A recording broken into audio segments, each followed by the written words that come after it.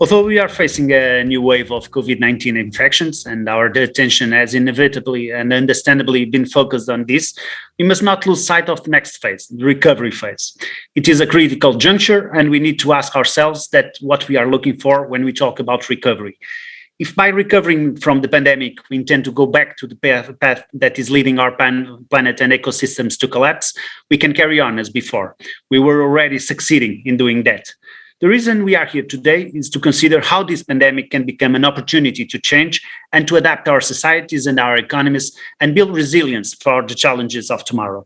If we look at the future, we have less than 9 years before 2030, which is the deadline to deliver on our own international commitments to implement the Sustainable Development Goals. Even before the pandemic, the world was not on track to meet this deadline. Now, for the first time in 20 years, the global extreme poverty rate increased and 2 decades of progresses in the field of education were wiped out. The pandemic erased the equivalent of 255 million full-time jobs worldwide, and in the meantime, the climate crisis continued to unfold. The global average temperature rose 1.2 degrees above the pre-industrial baseline, and the ocean's ecosystems and biodiversity remain in grave danger. The opportunity I was talking about is one we cannot afford to miss. Recovery will only be successful if it takes us on the path of a sustainable development. Now, I think the question is, how can we do it? The European Union has pledged an unprecedented economic firepower of 750 billion euros under Next Generation EU. The Recovery and Resilience Facility, RFF, represents the biggest part of this budget, totaling 672.5 billion euros to be spent between 2021 and 2023. Each member state has presented a national recovery and resilience plan that outlines investments and reforms based on 6 priority areas, ranging from the green and digital transition to social, economic, and territorial cohesion and resilience. These plans are meant to build resilience ahead of future shocks. In practice, resilience and sustainability are 2 sides of the same coin. Resilience is the ability not only to withstand and cope with challenges, but also to undergo transitions in a sustainable, fair, and democratic manner. Thus, putting the economic firepower of the Recovery and Resilience Facility to the service of the Sustainable Development Goals is the perfect solution. The European Commission itself has stated that the scope of this fund is to build a more sustainable, resilient, and fairer Europe for the next generation in line with the Sustainable Development Goals. Unfortunately, the evidence from a preliminary assessment of 8 national recovery and resilience plans commissioned by the Committee of the Regions reveals a different picture. In drafting the plans, member states missed the opportunity to use the SDGs as a guiding framework for investments and reforms. And even when the plans contain investments coherent with the SDGs, a clear and transparent link is missing. On top of that, when explicitly mentioned, economic SDGs are much more prominent than social and environmental ones. This has a number of consequences that needs to be addressed.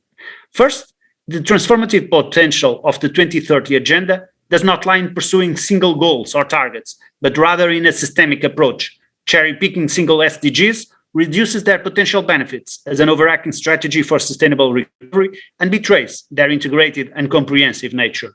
Second, integrating the SDGs in a consistent manner across all countries and levels of government, as you mentioned, will facilitate measurements of progresses and improve the comparability of the plans. The SDGs could become the common language of recovery. Third, potential conflicts may arise among different social, economic, and environmental priorities. The best way to solve these conflicts is to address them at the earliest stage of planning. The SDGs can help break these silos, approach and enhance the policy coherence of the plans. I am confident that such imbalances could have been mitigated if local and regional authorities had been more involved, more consistently and effectively in the drafting phase of the plans. At the EU level, the implementation of the plans will now be monitored within the European semester cycle of economic governance. The Committee of the Regions has been advocating for the full integration of the SDGs in this mechanism. In particular, I am the rapporteur of a recent Committee of the Regions opinion, delivering on the SDGs by 2030, and this opinion recommends explicitly to map the integration of the SDGs in the national plans in order to have a solid knowledge based on the state of play of SDGs in member states. Moreover, this opinion suggests that the annual SDGs monitoring report should gain in robustness by including levels of achievement of the SDGs that can be easily quantified.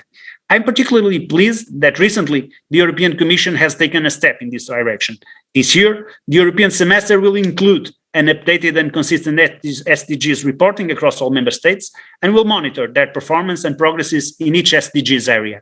Despite this, the governance of the semester and of the national plans for recovery remains very centralized and inaccessible for local and regional authorities and other stakeholders.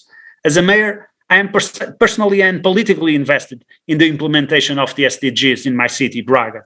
As a member of the CORE and many other international networks, such as the Covenant of Mayors, URBACT, Eurocities, Global Parliament of Mayors, I see the growing commitment of local and regional governments to the localization of SDGs in cities, regions, and villages around Europe.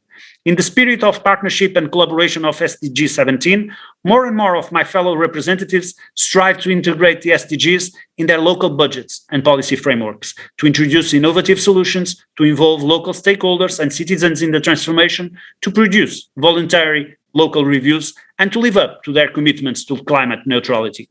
We embark in these efforts because ultimately implementing the SDGs is an exercise of responsibility towards better policymaking. However, this does not come without its challenges. This year, the Committee of the Regions, in collaboration with the OECD, conducted a survey to identify the critical issues faced by local and regional governments during the pandemic and to understand how the SDGs can support them in the efforts for recovery. Local and regional authorities have been at the forefront of the pandemic response, struggling to provide assistance to their citizens and ease the burden of the economic crisis. However, this did not discourage them. On the contrary, 60% of respondents are convinced that the pandemic has led to more conviction that the SDGs can help framing a more holistic approach to recovery. And almost 70% of them are shaping their plans for recovery based on the SDGs or adapting existing plans accordingly. Findings show that the most important factor contributing to the success of SDGs implementation is political leadership at the local level, followed by support from higher levels of governments and citizens' engagement.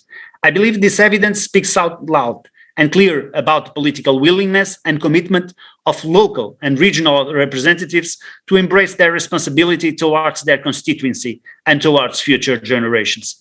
If there is a lesson that can be drawn from SDGs localization, is that we do not need new organizations or ad hoc structures for the implementation of the SDGs, but just a thorough assessment of the existing governance structures and the potential synergies that can be leveraged to maximize positive impact. This, linked to a strong political leadership and an effective coordination across and within levels of government, can really make the difference for the achievement of the global goals and the success of the recovery strategy. Thank you for your attention.